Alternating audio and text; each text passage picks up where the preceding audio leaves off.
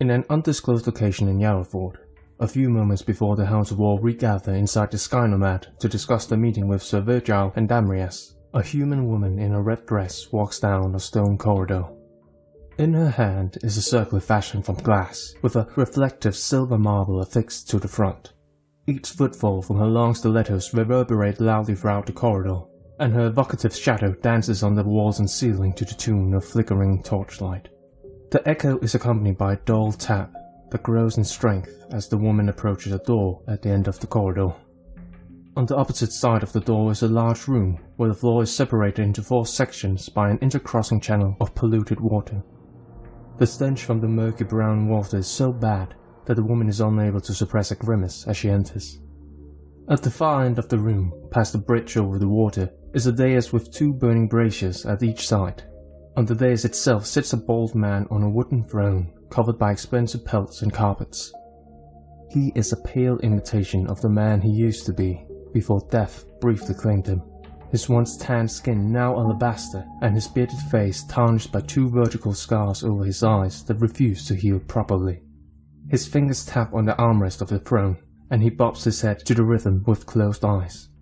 As a woman approaches him, a sideward grin appears on his face. "Are we ready?" Iago asks, his eyes still closed. The woman nods. "Yes, the men are ready to begin, on your command." Iago claps his hands together with a short burst of laughter. "About fucking time. I've waited far too long for this." His grin turns to a maniacal laughter as he opens his eyes wide open, seemingly transfixed on something in the distance only he can see. The woman delicately places the circle on Iago's head. Iago in turn gets up from the throne, cracks his neck, and pokes the circle a few times. "I'll be able to both see and hear them." The woman smiles confidently. "It will be almost like you are there in person. Only no blade or spell can harm you." "And what about the packages?" Iago asks. "Well, how attached are you to the men we sent?" the woman asks, clearly already knowing the answer in advance. Iago's grin fades away. "I didn't ask about their safety." "In that case, simply distract them for a few moments. That should be more than enough to get our men into position." The smile creeps back on Iago's lips. "And the museum?" The woman returns Iago's smile and waves a single bang away from her forehead.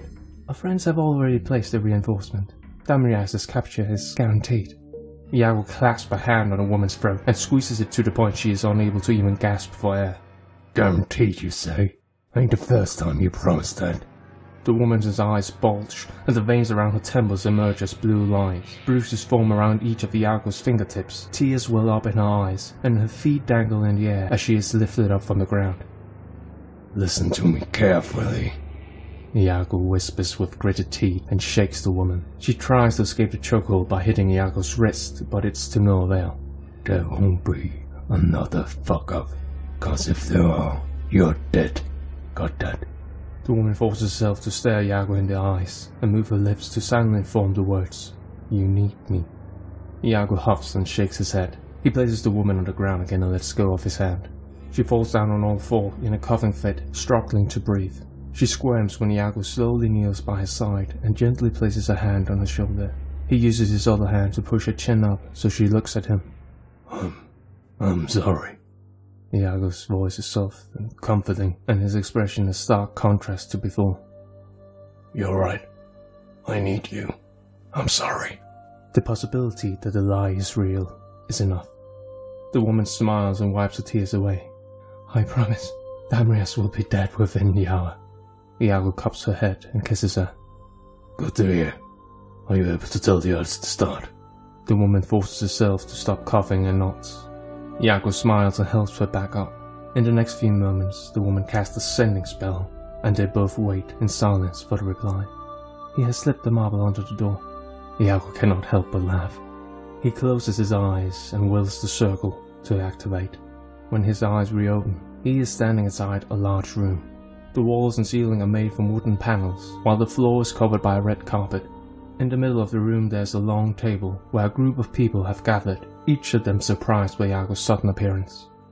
While he knows most of them by names and looks, the 2 that catches his eyes are at the far back. Even if it hadn't been that long since their last encounter, they had significantly changed. But their anger was still the same, burning as bright as the flames of hell itself. "Well, well, well," If it ain't the Munway twins, eh? Aurora. Yes. It's been a while.